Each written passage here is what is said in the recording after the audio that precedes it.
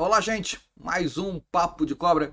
E no vídeo de hoje a gente vai continuar a nossa série sobre serpentes peçonhentas dos países. A gente já fez da Itália, a gente já fez da Espanha, vamos continuar fazendo. E hoje a gente vai falar sobre as serpentes de um país vizinho aqui do Brasil. Hoje a gente vai falar sobre as serpentes do Uruguai, que é um país que possui espécies de serpente que também ocorrem aqui no Brasil. Então, sem perda de tempo, vamos entrar com a nossa vinheta, porque está começando mais um Papo de Cobra.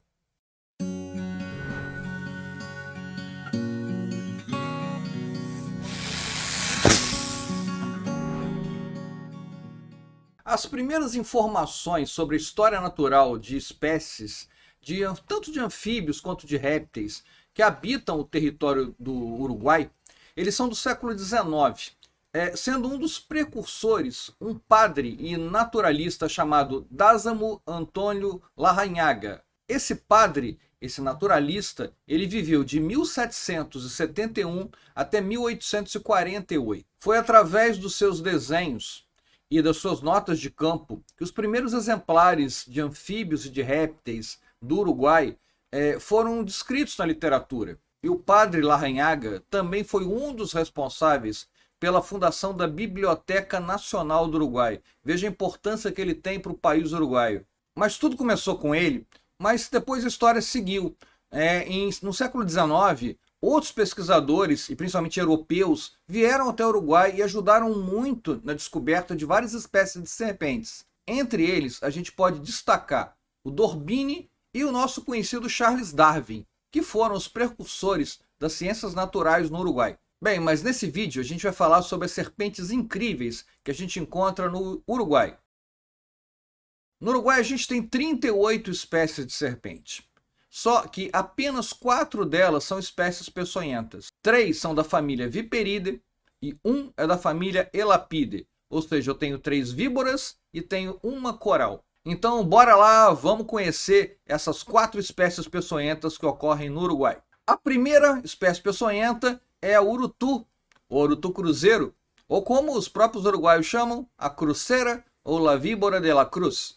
Então vocês sabem, né, uma bótrops, a Bótrops alternatus, que possui um porte grande, mas uma cauda muito curta. A gente já falou muito da cruzeira aqui no canal, né? Ela se caracteriza por aquelas manchas de gancho de telefone ao longo do corpo. E alguns indivíduos, e não todos, têm aquela cruz no alto da cabeça. Por isso o nome cruzeira, fíbora de cruz, por isso que a gente tem esse nome popular. Mas lembra que nem todas as cobras têm isso, tem uma variação individual muito grande. E a gente tem um vídeo no canal falando sobre a diferença de urutu para jararacuçu, né? Se você não viu, vou deixar o link aqui. Embora a jararacuçu não ocorra no Uruguai, tá? A única que ocorre é a urutu. Mas como muita gente confunde as duas espécies, a gente tem um vídeo para explicar isso para vocês. Bem, voltando para a nossa urutu lá do Uruguai. A dieta dela é basicamente pequenos mamíferos e elas são vivíparas, né? Elas parem os filhotes diretamente. Tem uma crendice que se o animal não mata, deixa aleijado,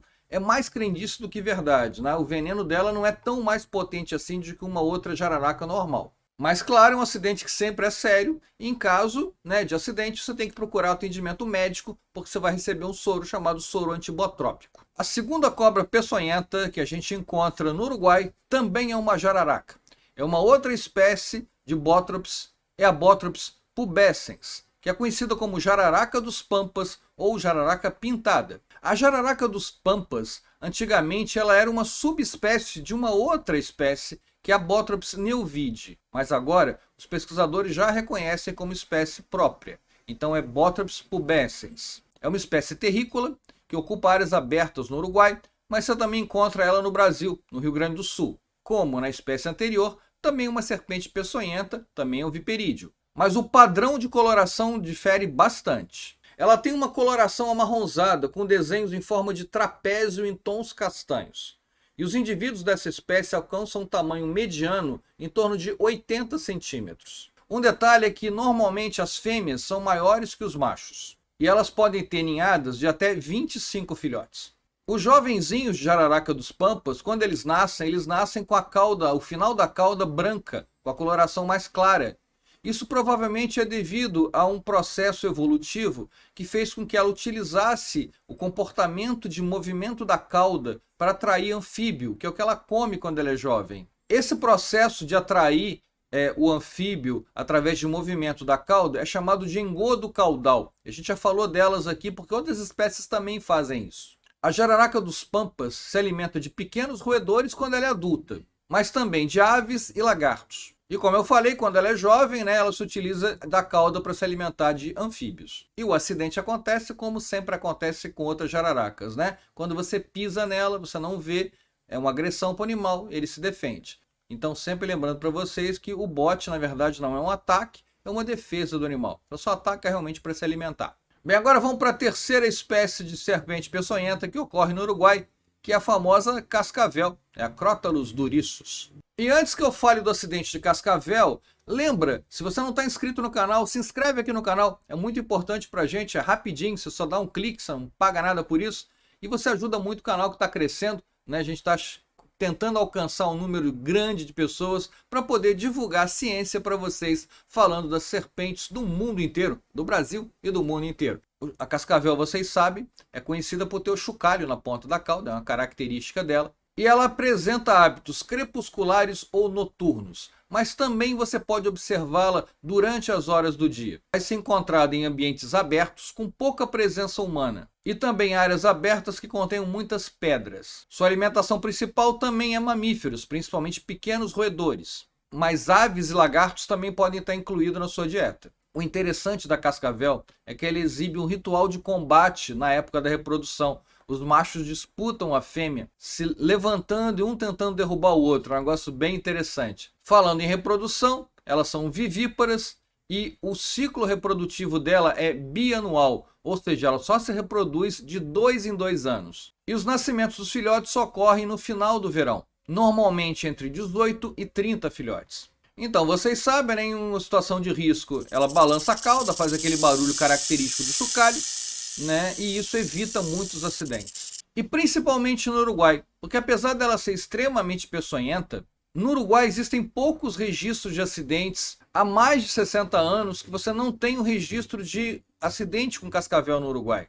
Pelo menos de forma oficial. E por quê? Porque essa espécie ela é muito restrita a algumas áreas do Uruguai. Ela se encontra restrita normalmente no norte, no território de Artigas e Rivera, e tem muitos registros históricos que indicam que no passado muito recente ela viveu em outras regiões, como Trem T3, como Lavajarra e até em Maldonado. Para o Uruguai, pensando em nível nacional, a espécie é considerada uma espécie em perigo, já que pesquisas feitas em 2015 já demonstravam que a extensão da ocorrência da espécie se reduziu muito. Se anteriormente ela se distribuía em 30 mil quilômetros quadrados, mais recentemente a área de distribuição dela caiu para em torno de 5 mil metros quadrados, um pouco menos que isso até, e vem diminuindo a cada ano que passa. Praticamente a gente tem hoje registros de uma área que ela habite só no norte do Uruguai em torno de 400 quilômetros quadrados. Então repara, ela saiu de 30 mil quilômetros quadrados lá no passado para menos de 5 mil e para agora está restrito no país a menos de 400 quilômetros quadrados e só no norte do Uruguai. Então repara como é que a redução de território está afetando muito essa espécie. E qual é a explicação disso, Cláudio? Bem, a explicação dessa distribuição de cascavel no Uruguai é porque a ocorrência foi reduzida nas populações do sul.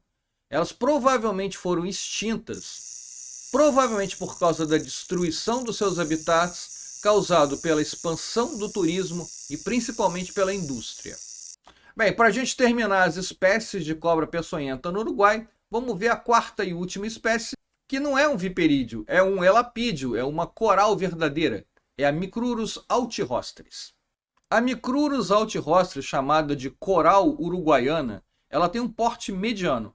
Ela tem o corpo bastante delgado e ela mede de 50 a 70 centímetros de comprimento. E tem a cauda curta, né? É uma Micrurus. A gente já falou sobre isso. Micro é pequeno, urus é cauda. Então, corais têm cauda curta. É uma coral tricolor com 11 a 18 tríades de anéis pretos e brancos, separados por anéis vermelhos. Ela habita florestas e áreas abertas, como savanas, como pampas, mas também vive em muito bem áreas moderadamente alteradas pela espécie humana. Ela pode ser encontrada desde o nível do mar até 400 metros de altitude. Lembrando sempre que coral é um animal fossorial, né? Ela está enterrada. Então você encontra depois de chuva ou então quando você está fazendo algum movimento no ambiente, você está mexendo na terra, escavando, e aí você tem mais chance de encontrá-la. E ela se alimenta de quê? Ela se alimenta de cobras cegas, de serpentes e também alguns lagartos ápodas. Ela é um animal ovíparo e ela coloca de 1 a 7 ovos por vez. O interessante é que algumas espécies de cobra não peçonhenta, né, chamadas falsas corais, mimetizam a Micrurus altirrostris. Elas são praticamente impossíveis de você distinguir à distância. Ou seja, ao ver uma coral, é importante levar para um especialista. Não tentem reconhecer e diferenciar uma coral verdadeira de uma falsa no olho, porque exige muita prática disso. E a Micrurus altirrostris não é diferente. Já que a gente está falando das 4 cobras peçonhentas que a gente tem no Uruguai, vamos falar um pouquinho sobre os acidentes ofídicos no Uruguai. O número de acidentes está em torno de 70 acidentes por ano no Uruguai. Olha a diferença, né? No Brasil, claro que a proporção territorial é enorme, mas no Brasil a gente tem 30 mil acidentes por ano. No Uruguai, que é um país bem menor, a gente tem 70 acidentes por ano. E como eu falei, os acidentes são basicamente restritos aos bótrupes, né? Alternatos e a pubescens. A cascavel, a gente já falou, está restrita ao norte do Uruguai. E o registro de acidentes ofídicos no Uruguai, ele é obrigatório desde 1986. E esse registro é feito pelo CIAT, que é o Centro de Informação e Assessoramento Toxicológico. E desde aquela época não tinha sido registrado nenhum acidente por coral, por nenhum acidente por Micrurus altirrostris. O primeiro caso de acidente com Micrurus no Uruguai aconteceu em 2018. Olha como é que é incrível. E que acidente foi esse? Um homem de 25 anos da área rural foi mordido no terceiro dedo da mão esquerda enquanto ele segurava uma coral por horas. E aí ele realmente provocou o acidente. Esse acidente foi muito grave na época, foi muito registrado. E devido à neurotoxicidade que apresentou, né, a gente sabe que corais têm um veneno neurotóxico, esse acidente ele evoluiu para uma parada respiratória, sendo necessária realizar ventilação mecânica, porque o soro antilapídico não estava disponível no Uruguai, né? Como a gente falou, não tinha caso de acidente com coral no Uruguai. Então a ventilação mecânica foi a forma de atender esse paciente. Isso foi publicado em um artigo científico, eu vou deixar aqui embaixo desse vídeo o link para você poder ler e saber mais sobre esse caso do único acidente que a gente teve de coral nos últimos anos. Então, gente, vocês viram as 4 serpentes peçonhentas do Uruguai. Espero que vocês tenham gostado. E se você quiser que a gente fale sobre as cobras de um outro país, de uma outra região, é só você mandar aqui pra gente nos comentários. E lembra, se inscreve aqui no canal se você não está inscrito, porque ajuda muito e você fica recebendo as notificações se você marcar o sininho. Então, gente, a gente fica por aqui. Se vê na próxima semana para a gente ter mais um Papo de Cobra. Valeu, obrigado!